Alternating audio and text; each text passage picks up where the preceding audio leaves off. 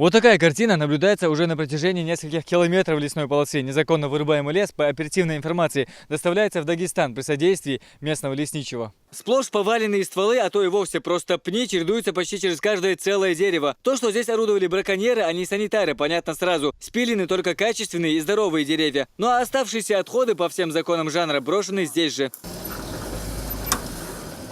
Полчаса поисков ожидаемого результата не принесли. На участке леса, где свежие следы еще вчерашней работы, уже сегодня никто не вышел. Однако всеобщий выходной черных лесорубов проигнорировали 4 местных жителя. Масштабы небольшие, но все же вырублен целый КАМАЗ нелегального дерева. От местных жителей поступила информация о том, что производится хищническая вырубка леса.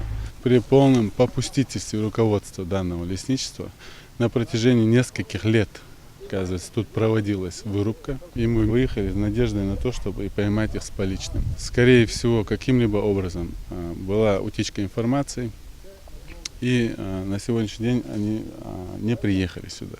Задержанные рубили в основном акацию, растение, являющееся хорошим медоносом и вырастающее в течение 30 лет, браконьеры вырубают в ощутимых для леса кубомассах. Сами нарушители говорят, что вышли на такую работу только сегодня, но каким-то образом уже успели завести подельника в лице местного лесничего, некоего Абаза, которого, как выяснилось позднее, зовут Анзор Садыков.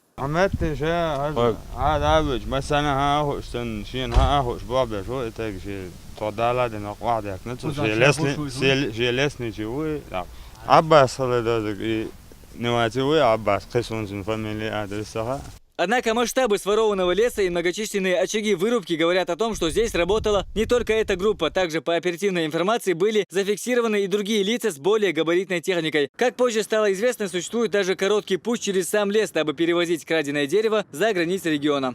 Объездная дорога, по которой ворованный лес доставлялся в соседнюю республику, к нашему приезду каким-то образом оказалась перекопанной. Встретиться с местным лесничим, который помогал черным лесорубам, не удалось. Однако здесь же состоялся разговор министра природных ресурсов с директором всего лесничества района. Саидмагомед Тимирханов предупредил руководителя участка, что если вину за незаконную рубку лесных насаждений докажут, то ответственность он понесет по всей строгости закона.